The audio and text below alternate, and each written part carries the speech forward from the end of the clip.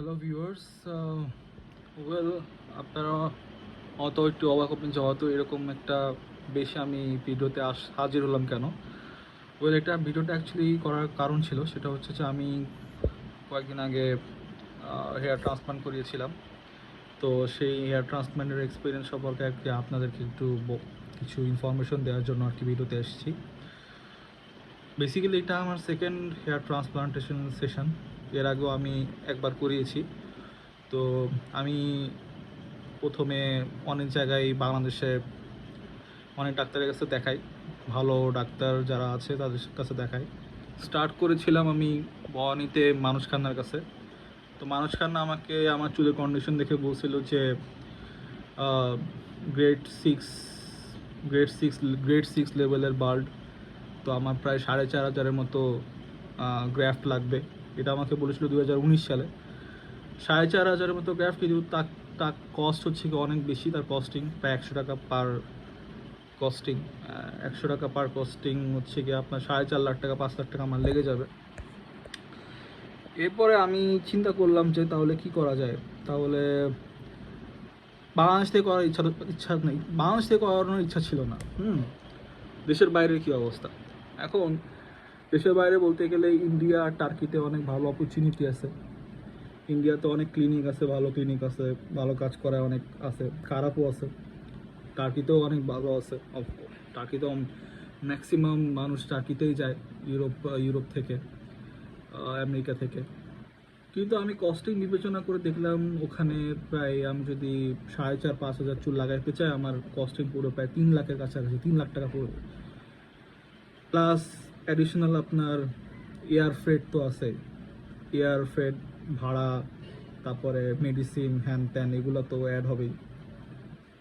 Plus এই চুলের মেনটেন্যান্সের জন্য আপনাকে কিন্তু পিআরপি করা লাগে, পিআরপি সেশন নেওয়া লাগে। 6 মাসে পিআরপি সেশন, 8 মাসে পিআরপি সেশন, প্লাস রেগুলার ডাক্তারের কাছে চেক আপও করা লাগে। তো এইটা অ্যাকচুয়ালি দেশের বাইরে যদি আমি করাই, তাহলে পুরো ফুল প্রসেসটা আমি যার কাছ থেকে করাবো না কেন, আমাকে মেক শিওর করতে হবে যে তার আন্ডারে যাতে আমি থাকি। একজনের কাছে হেয়ার ট্রান্সপ্লান্টেশন করলাম, আরেকজনের কাছে চলে গেলাম, এরকম যাতে না হয়। কারণ যে কোর্সে সেই বুঝবে বা সেই ক্লিনিকই বুঝবে যে আপনার সিচুয়েশন ওভারঅল কী ছিল। এটা আমার কাছে এটাই মনে হয় আর কি। যাই হোক, তো আমি যদি টার্কিতে বা ইন্ডিয়াতে যাই, আমার এক কস্টিং বেশি 3 লাখ টাকা, প্লাস হচ্ছে গিয়া আপনার আরও আদার কস্টিং আছে। হ্যাঁ, মেনটেন্যান্সের জন্য আমাকে অনেক দিন ওয়েট করতে হবে, অ্যাজ ইন আমাকে টাকা পয়সার একটা ব্যাপার স্যাপার থাকে। হ্যাঁ, তো আমার কাছে মনে হয়েছে যে আমার পক্ষে আসলে এত টাকা ইনভেস্ট করা পসিবল না। হ্যাঁ, যারা অ্যাকচুয়ালি যাদের পক্ষে পসিবল, যাদের কাছে মনে হয় যে না 5-6 লাখ টাকা ইনভেস্ট তারা করতে পারবে, তারা সে অ্যাফোর্ডেবিলিটি থাকলে আমি অবশ্যই তাদেরকে সাজেস্ট করবো যে তারা যাতে টার্কিতে যায়, টার্কিতে গিয়ে ভালো একটা ক্লিনিক থেকে করায় আসে। আর টার্কিতে তার যদি যাওয়া আসাও করা লাগে, সেইটাও যদি অ্যাফোর্ডেবিলিটি তাদের থাকে, তাহলে সেটাও তারা করতে পারে। সো এটা একটা ব্যাপার। সো এই কারণে আমি ডিসাইড করলাম, আচ্ছা ঠিক আছে, তাহলে আমি আমার সাধ্য মতো, আমার যতটুকু সাধ্য সেই সাধ্য অনুযায়ী আমি চেষ্টা করব। আমার যে এখন কন্ডিশন, এর আমি চেষ্টা করব হেয়ার ট্রান্সপ্লান্টেশন করে বাংলাদেশে দেখি কীরকম করে। তো কয়েকজন ডাক্তারের কাছ মানে করেছিলাম, সেটা হচ্ছে যে আপনারা জানেন, নাম শুনছেন হয়তো, ডক্টর কামাল আছে, ডক্টর জাহেদ আছে, তারপরে অরোরা ক্লিনিক আছে। তো বিভিন্ন জায়গায় দেখলাম কস্টিংটা আমার একটা মেজর ফ্যাক্টর ছিল। তো এখন সার্ভিস কস্টিং দুটাই। তো এখন কথাবার্তা সব জায়গায় গিয়ে দেখলাম যে আমার পার্সোনাল অবজারভেশন বা পার্সোনাল প্রিফারেন্স আমার কাছে মনে হলো যে অরোরা থেকে করাই। মাহবুব শাহিন স্যারের কাছে দেখাইলাম। তো ওনার ওভারভিউটা মোটামুটি তখন শুনে ভালো লাগছে, যে উনি আমাকে বললো যে হ্যাঁ, তোমার প্রায় 4,500-5,000 মতো তোমার গ্রাফ লাগবে, চুল লাগবে। কিন্তু এটা তুমি একবারে করতে আমি কখনোই বলবো না তুমি একবারে করো, আমি চাই তুমি 2টা সেশনে করো। কারণ এটা একবারে এক সেশনে 5,000 চুল করলে অনেক চুল পড়ে যাওয়ার সম্ভাবনা থাকবে, ঠিক আছে, আরও অনেক সমস্যা হইতে পারে। তো সে একবারে এক সেশনে 5,000 চুল লাগানো করাটা লাগানোটাকে ডিসকারেজ করলো। এটা ডিসকারেজ করার কারণ আমি পরে যেটা বুঝলাম যে টেকনিশিয়ানরা যখন একটানা কাজ করে, মানে আলটিমেটলি তারা কিন্তু মানুষই কাজ করতেছে, হ্যাঁ, এমন না যে রোবটের সে কাজ করাই দিতেছে। ম্যানুয়ালি তাদেরকে চুল পেছন থেকে নিয়ে এফইউই পদ্ধতিতে সামনে এনে লাগানো হয়, ঠিক আছে, মানে কাটা ছেঁড়া না, জাস্ট ওই যে পাঞ্চিং মেশিন দিয়ে এক্সট্র্যাক্ট করে সামনে এসে লাগানো হয়, এই প্রসেসে আর কি তারা করে। তো এইটা তাদের এই টেকনিশিয়ানগুলাই করতে সময় লাগে, এই চুল উঠাইতেও সময় লাগে। 2000 চুল উঠাইতে আপনার দেখাচ্ছে যে 4.5 ঘন্টা লেগে যায়, এরপর দেন দেখাচ্ছে আপনার চুল লাগানোর জন্য আরও 4-4.5 ঘন্টা। এখন কেউ যদি বলে যে হ্যাঁ 5000 চুল একদিনে উঠাবো আবার একদিনে লাগাবো, ব্যাপারটা অনেক ডিফিকাল্ট। 12 ঘন্টা ধরে আপনার টেকনিশিয়ানরা কাজ করবে, তাহলে আপনার কাজ হয়তো শেষ পর্যন্ত করে দিবে, কিন্তু শেষ মুহূর্তে দেখা যাবে কি কাজের কোয়ালিটি হয়তো ভালো হবে না, তাই না? মনে করেন দাঁড়ায় দাঁড়ায় কাজ করতেছে 12 ঘন্টা, খুব একটা রেস্ট পাচ্ছে না, আবার একজনের পরিবর্তে আরেকজন টেকনিশিয়ান এসে কাজ করতেছে, তো হেকটিক ব্যাপার। আর পেশেন্টের জন্য অনেক হেকটিক যে 12-14 ঘন্টা এরকম বসে থাকা, কারণ অনেক পেইন সহ্য করতে হয়।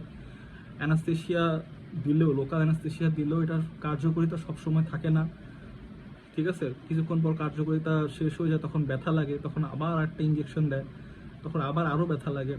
আর দেখা যাচ্ছে হাতে ইঞ্জেকশন পুশ করলে আর ওই মাথার নার্ভে ইঞ্জেকশন পুশ করা, যে পেইনের সেন্সিটিভিটি, এটা কমপ্লিটলি ডিফারেন্ট থিং। এটা আপনি মানে অন্য লেভেলের, মানে ব্যথা পাইলে আপনি বুঝবেন যে অ্যাকচুয়ালি কী লেভেলের ব্যথা লাগতেছে। আচ্ছা, আর আমি তো 5000 চুল লাগাইছি, ঠিক আছে, 6টা পিআরপি সেশনও দিছি, সো আমি জানি এটা মানে সেন্সিটিভিটি কতটা বেশি, অভ্যাস হয়ে গেছে, ব্যাপারটা হয়ে গেছে এরকম। যাই হোক, তো এই কারণে আমি সাজেস্ট করবো যে একবারে এক সেশনে 5000 চুল যদি আপনার লাগে এরকম না করতে, 2 বারে সেশনে কাজ করতে। আমি মাহবুব স্যারের কাছে প্রথম দিন গেছিলাম 1500 চুল লাগিয়েছিলাম, তারপরের দিন লাগিয়েছিলাম 1500, 3000। এরপরে উনি আমাকে বলছে 6 থেকে 7 মাস পর তোমার ডোনার এরিয়া যদি ভালো হয়, মানে পেছনের এরিয়া যদি ঠিকঠাক হয়ে যায়, এরপরে তুমি হচ্ছে গিয়ে পরের কাজটা করতে পারো, মানে পরের 2000 চুল লাগাইতে পারো ক্রাউনের পোর্শনে, ঠিক আছে, ক্রাউন মানে মাঝখানে যে পোর্শনে। প্রথমে তাদের করানোর কথা ছিল বা করিয়েছিল হচ্ছে গিয়ে সামনের পোর্শনে কাজ করেছিল ফার্স্ট সেশনে আর কি, সামনের পোর্শনে, এবং হেয়ার লাইনের অবস্থা খুবই খারাপ ছিল আমার, মানে পুরো মাথার উপরের যে অংশটার ভেতরে প্রায় 75% চুলই পড়ে গেছিল, ছিল মাত্র এক্সিস্টিং 25% চুল। এখন 25% মধ্যে 75% এরিয়া কভার দেওয়ার জন্য চুল লাগতে হচ্ছে কি 5000-এর কাছাকাছি, ঠিক আছে। তো প্রথম সেশনে করতে হবে 3000, পরের সেশনে করতে হবে 2000, এটা আমাকে স্যার বলছিল। জাহেদ স্যারের কাছে গেছিলাম, জাহেদ স্যার বললো যে না 2 দিনে করে দিয়ে দেওয়া যাবে 5000 চুল, হ্যাঁ, খুবই সিম্পলি বললো। বাট আমার কাছে জিনিসটা এত সিম্পলি মনে হলো না, হ্যাঁ, কারণ লাইভে দেখলে বোঝা যায় যে এই জিনিসটা টেকনিশিয়ানদের পার্সপেক্টিভে চিন্তা করলে ওরা কতটা টাইম নিয়ে করে, ঠিক আছে, এবং ওরা টাইম নেই, কোনো সমস্যা নাই, একদিনের জায়গায় 2 দিন লাগা, কিন্তু কোয়ালিটি যাতে খারাপ না হয় এটা মাথায় রাখতে হবে, ঠিক আছে। সো তারাও যাতে রেস্ট পায়, প্রপার রেস্ট পায়, এবং পেশেন্টেরও প্রপার রেস্ট দরকার। সো এই কারণে যেটা বললাম, কখনোই সাজেস্ট করবো না যে একবারে এক ঢালাই 4500-5000 গ্রাফট চুল আপনি লাগান। তো আমি প্রথম সেশনটা করছিলাম গত বছরের সেপ্টেম্বর মাসের 1 তারিখে, 3000 সেশনে 2 দিন, আমি যেটা বললাম 2 দিন গেছিলাম, 1500 চুল লাগাইতেই হচ্ছে গিয়ে টাইম গেছিলো প্রায় 3.5 ঘন্টা উঠাইতে, এবং 3.5 ঘন্টা আবার লাগাইতে, মাঝে 45 মিনিটস মতো ব্রেক ছিল। আপনার চুলের এরিয়া স্কেল দিয়ে মেপে সেন্টিমিটার কত কি লাগবে না লাগবে এটা ড্রয়িং করা হয়, ড্রয়িং করে সেই অনুযায়ী চুলগুলো প্লেস করা হয়। সেপ্টেম্বর মাসে চুল লাগানো হয়েছে 3000। তো লাগানোর পরে ফ্রন্টাল এরিয়াটা কভার করছিল, ক্রাউনের এরিয়াটা কভার করে নাই, ঠিক আছে, ক্রাউন এরিয়াটা পরে কভার করবে।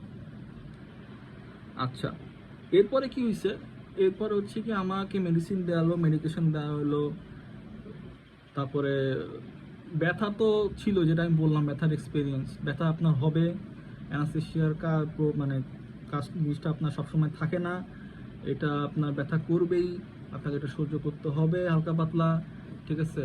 আপনি ব্যথা হলে বলবেন আমার ব্যথা করতেছে, তার আবার আরেকটা ইঞ্জেকশন দিবে, তখন অনেক ব্যথা লাগবে নার্ভে। ইয়া করলে, বাট তারপরেও মানে যদি ভেতরে অনেক ডিটারমিনেশন থাকে তাহলে আসলে কোনো ব্যথা লাগবে না মনে হয়। ঠিক আছে, যাই হোক, পরবর্তীতে সেপ্টেম্বর থেকে আমি ওষুধপাতি খাওয়া শুরু করলাম, পিআরপি সেশন নেওয়া শুরু করলাম। পিআরপি নেওয়া লাগতে হবে 6টা। এরপরে যেটা আপনারা সবাই জানেন, অনেকেই জানেন যে 3 মাস পর ট্রান্সপ্লান্টের চুল পড়ে যায়, এরপর সেখান থেকে চুল গজায়।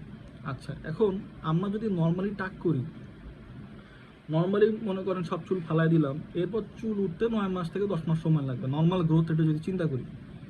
কিন্তু এই কেসে আপনার আরও বেশি সময় লাগবে। ট্রান্সপ্লান্টেড চুল পড়ে যাওয়ার পরে এরপর আবার গ্রো করতে যে সময় লাগে, সেটা নর্মাল চুল গ্রো করার থেকে অনেক বেশি টাইম লাগে, 4 মাস বেশি লাগবে। নর্মালি চুল একেবারে বাল্ড থেকে, একেবারে টাক থেকে গ্রো করতে যদি 9 মাস সময় লাগে, তাহলে ট্রান্সপ্লান্টেড চুল আপনার গ্রো ওই পরিমাণে গ্রো করতে 13 মাস তো সময় লাগবে। ঠিক আছে, ডক্টররা অনেকে বলে 6 মাস লাগবে, 8 মাস লাগবে, 10 মাস লাগবে, ইন রিয়ালিটি লাগে, ভালোই সময় লাগে। আপনাকে অনেক ওয়েট করতে হবে, অনেক ধৈর্য ধরতে হবে। ঠিক আছে, সো এটা একটা ব্যাপার। এখন যেটা হয়েছে, অক্টোবর নভেম্বরে গিয়ে আমার হয়েছে কোভিড পজিটিভ। কোভিড হয়েছে আমার লাংসের 20% এফেক্টেড ছিল আমার লাংস। এখন ওই মুহূর্তে ডাক্তারকে বললাম যে এখন কি ওষুধপাতি কী করবে। এখন তো বললো যে এখন মেন জান হচ্ছে গিয়ে আগে তুমি আগে সুস্থ হও, 1 মাস এই ওষুধপাতি রাখো, এরপরে তুমি হচ্ছে পরে আমার দেখা যাবে কি করা যায়। তবে কোভিড যেহেতু হয়েছে, এটা মাথায় রাখতে হবে যে মানে কোভিডটা আসলে যেটা করবে যে চুল যে কোনো রোগে হচ্ছে গিয়ে যদি কাউকে ইম্প্যাক্ট করে, চুল হচ্ছে গিয়ে সবচাইতে অপ্রয়োজনীয় জিনিস বলে মনে করে সে, যে এই রোগটা, হ্যাঁ, সবার আগে চুলের উপরে গিয়ে ইম্প্যাক্টটা হয়। টাইফয়েড হইছে চুল পড়বে, ক্যান্সার হইছে চুল পড়বে। ঠিক আছে, তারপরে আপনার কিডনি ড্যামেজ হয়েছে কোনো একটা পেশেন্টের, আমার বাবার যেরকম, তারও পরবর্তীতে চুল পড়ে গেছে। মানে রোগ বালায় যদি ভালো লেভেলের রোগ বালা হয়, চুল একটা ইম্প্যাক্ট করবে। কোভিডও বলা হয়েছে যে কোভিডের পরে পোস্ট কোভিডে একটা সিচুয়েশন থাকতে পারে যখন মানে মানে চুল পড়বে, এরকম একটা সিচুয়েশন হতে পারে, শরীরের রোগ প্রতিরোধ ক্ষমতা কমায় দেয়। ঠিক আছে, সো ওই একটা খুবই ভাইটাল একটা মোমেন্টে আমি অনেক বড় একটা ধরা খাইলাম। ধরাটা হচ্ছে যে আমার কোভিড হয়ে গেল। কোভিড হয়ে যাওয়ার পরে আমার চুলের গ্রোথ, মানে ওই সময়ে বেসিক্যালি চুল ট্রান্সপ্লান্ট পড়ে যাওয়ার কথা, বাট আমার কাছে যেটা মনে হয়েছে যে আমার চুলের গ্রোথটা কমায় দিছে। নর্মাল গ্রোথ যেরকম হওয়ার কথা ছিল সেরকম হয় নাই, চুলের গ্রোথটা কমায় দিছে। এরপর কোভিড থেকে সুস্থ হয়ে যাওয়ার পরে 1.5 মাস পর আমি আবার ওষুধ কন্টিনিউ করা স্টার্ট করলাম, পিআরপি নেওয়া স্টার্ট করলাম, ডাক্তারে দেখাইলাম। ডাক্তার বললো তোমার যতটুকু ক্ষতি হয়েছে আমরা চেষ্টা করবো কতটা রিকভার করা যায়, বাট সময় লাগবে। তো এরপরে সে হচ্ছে গিয়ে একটা মেশিন ছিল, মেশিন দিয়ে সে দেখলো যে বিন্দু বিন্দু চুল উঠছে, হ্যাঁ, ছোট ছোট চুল উঠছে, কিন্তু অনেক চুলই আছে যে একটা পোর্শনে গিয়ে থেমে আছে। ঠিক আছে, মনে করেন একটা চুল এতটুকু 1 সেন্টিমিটার ধরে মনে করেন 3 মাস মনে করেন থেমে আছে, আর বাড়ে না। নর্মালি কি হয়, চুল আস্তে আস্তে বাড়ে দেন বড় হয়ে যায়, কিন্তু অনেক চুল আছে এরকম যেটা একটা মোমেন্টে গিয়ে গ্রোথ আর হয় না, থেমে যায়। ঠিক আছে, তো এখন এটা করণীয় কী হবে? করণীয় আসলে কিছুই নাই। আপনি হয়তো মেডিসিন নিচ্ছেন বাট এবং নিচ্ছেন, কি বলে, স্প্রে নিচ্ছেন, পিআরপি নিচ্ছেন, তারপরও এই জিনিসগুলো হইতে পারে। এটা আমার ক্ষেত্রে হয়েছে, আমি দেখলাম। সো তার উপরে আমার গ্রোথ রেট কমে গেছিলো চুলের। পরবর্তীতে মার্চের দিকে দেখলাম যে আমার পার্সোনাল ওপিনিয়ন হচ্ছে 3000 চুল কিন্তু আমার মাথার এরিয়া কিন্তু অনেক বড়, মাথার এরিয়া কিন্তু মোটামুটি অনেক বড়, তো বেশি এরিয়াতে বেশি চুল লাগে। তো আমার ওই মার্চ মাসে আমি দেখলাম কি যে ফ্রন্টাল সাইডে অনেক বেশি চুল দেওয়ার পরও, 3000 চুল ট্রান্সপ্লান্ট করার পরও আমার কাছে মনে হয়েছে যে অনেক চুল ওই এতটুকু অবস্থাতেই আছে। ঠিক আছে, তো অলমোস্ট 7 মাস, তখন স্যার বলছিল যে সেপ্টেম্বর পর্যন্ত ওয়েট করা লাগবে। মিনওয়াইল হচ্ছে যে আমি দেখতেছিলাম আমার হেয়ার লাইন ক্রিয়েট হয়ে গেছিলো, বাট তারপরও যেসব জায়গায় মানে খালি ছিল, কিছু জায়গায় খালি ছিল, কিছু জায়গায় চুল পড়ে গেছে, আর হয় নাই ট্রান্সপ্লান্টের চুল পড়ে যাওয়ার পর ওখানে কিছু জায়গায় থাকে যে হয় না, আর চুল আসে না, ঠিক আছে। পার্সেন্টেজটা কম, বাট তারপরেও আমি তো ধরেই নিয়েছিলাম যে আমার কোভিড তো 12টা বাজায় দিচ্ছে আমার লিটারেলি। সো বলতে পারি যে 3000 চুল লাগায় আমার যেটা উপকার হয়েছে, হয়তো সামনে হেয়ার লাইনটা হয়তো ক্রিয়েট হয়েছে, বাট তারপরও আমি স্যাটিসফাইড ছিলাম না, to be honest, because of those reasons, COVID, হ্যান ত্যান, হ্যাঁ, চুল থেমে আছে, এতটুকু বাড়ে না, ঠিক আছে। 2 মাস আগে যে অবস্থায় ছিল এখন ওই অবস্থায় আছে। এখন স্যার বলছিল 8 মাস পর আমরা সেকেন্ড সেশন করতে পারবো, ক্রাউনের সেশনটা। আই ওয়াজ ভেরি ডেসপ্যারেট, যেটা আমার ক্রাউন সেশনটা করতেই হবে। লাইক গত 11টা বছর আমি খালি আয়নার সামনে দাঁড়িয়ে এটাই চিন্তা করছি যে কবে আমার এই ক্রাউন সেশন নিয়ে আমি কাজ করবো, ক্রাউন স্পেসিফিক পোর্শন নিয়ে কাজ করবো। আমার কাছে মনে হয়েছে যে ওখান থেকে অরিজিন, ওখান থেকে চুল পড়া আমার স্টার্ট হয়। তো যাই হোক, ক্রাউন সেশন নিয়ে কাজ করা স্টার্ট করলাম। এখন ডক্টরে বললাম যে যদি এরকম হয় সব ক্রাউন সেশনে তো 2000-এর যদি চুল না লাগে, তাহলে হোয়াট ইফ আমরা যদি যেসব জায়গায় খালি আছে বা আমার কাছে মনে হয়েছে যেসব জায়গায় চুল আর হয় না ওখানে যদি লাগাই, স্পেশালি সামনের দিকে, সামনের হেয়ার লাইনটা খুব ইম্পর্টেন্ট, যে তাহলে কেমন হবে। তখন স্যার বললো যে হ্যাঁ ডেফিনেটলি আমরা এটাই করব। তো অপারেশন শুরু হলো। অপারেশন শুরু হতে হচ্ছে আপনার যেটা হয়েছে, 2000 চুল লাগাইতে গিয়ে দেখলো যে 1300 চুলে আমার এই ক্রাউন কভার হয়েছে। আপনি দেখতে পাচ্ছেন মনে হয় 1300 চুলে ক্রাউন কভার হয়েছে।